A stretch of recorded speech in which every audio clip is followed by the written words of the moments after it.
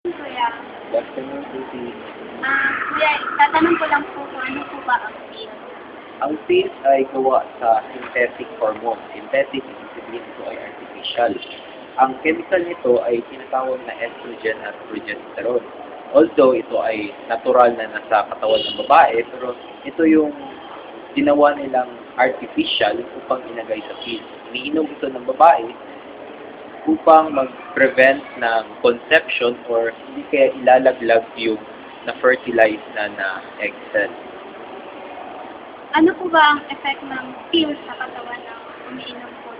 Okay, there are three basic effects of oral contraceptive pills in the woman's body. First, it alters the mucosal lining of the uterus in order to prevent implantation.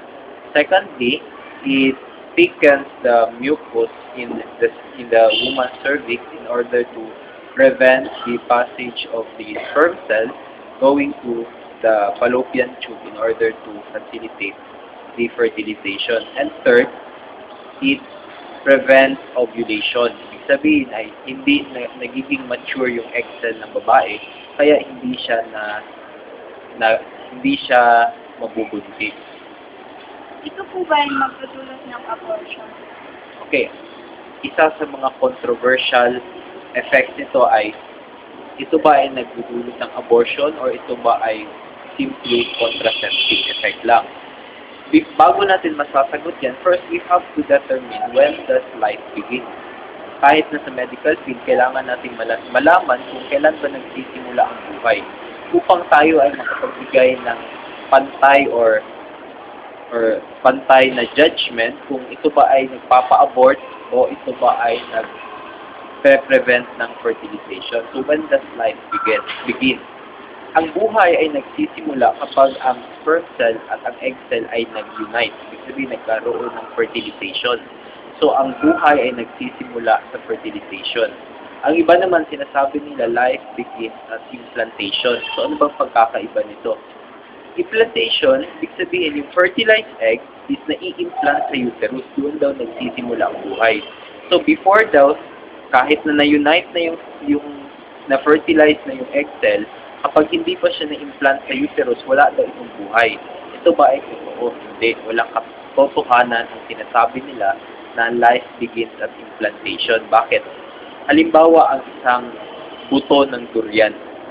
Ang buto ng durian, pag yan ay walang buhay, kahit pag gaano ka-fertilize yung lupa, hindi yan tutubo. Hindi yan magde-develop kasi yung buto na yun ay patay. Ngunit kung yung buto na yun ay buhay, ito ay magde-develop, ito ay tutubo, ito ay magiging isang ganap na puno. So ano ba in relation sa fertilization? Ang mangyayari ngayon ay, kung ang fertilized egg ay walang buhay, ibig sabihin kahit ito ay mai-implant sa uterus, hindi ito magde-develop, hindi ito magiging tao, hindi ito magiging fetus.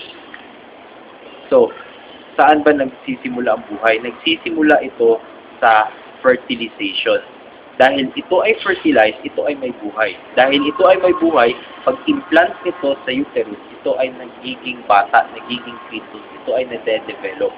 Ngayon, sa tanong na nagpapalaglag ba ang mga tinatawag na oral contraceptive pills, ang tanong, oo. Bakit? Tulad yung tanong kanina, kung ano ba ang effect nito. Diba? Meron ako sinabing tatlong effect. Yung dalawang effect, yung alteration ng mucosal lining.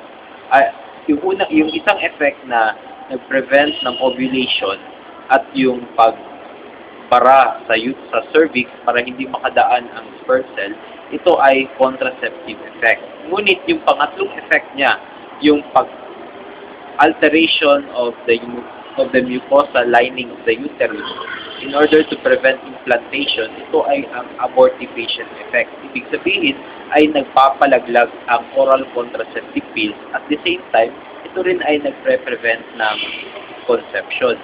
Kaya nga madalas ina-associate ang oral contraceptive pills sa abortion dahil ito ay tunay na nagpapalaglag ng fertilized egg. Kaya sa tanong na ito ba ay nagpapalaglag, yes, nagpapa-abort ang pills. No? Ngayon, ang isang mabigat na katanungan nito ay, yung bang babae na umiinom ng pills, alam ba niya na ang effect sa katawan niya ay contraceptive or abortifacient? Ang sagot, hindi. Ibig sabihin, yung mga babaeng umiinom ng pills, pwede na ang effect nito sa kanila ay abortifacient at hindi contraceptive. Pwede rin na ang effect sa kanila ay contraceptive at hindi abortifacient. So, to be safe is, isipin natin ang kahalagahan ng buhay, lalo na yung fertilized egg. Kahit ito ay wala pang mata, wala pang paa, wala pang kamay, ito ay isang tao na. Kasi kung babalikan natin, simula ngayon, tingnan natin si Tuti, pabalik sa sinapupunan ng kanyang ina, siya ay hahantong doon sa fertilized egg. Ibig sabihin, tao na yun. So ano ba ang welfare, ano ba ang ating uunahin? Siyempre, yung buhay ng tao. Kaya yung contraceptive pills ay ipinagbabawal, lalo na sa simbahang katoliko, dahil sa effect nito na nagpapalaglag ng bata. Maraming salamat po kuya sa lahat na sagot sa ating mga katanungan.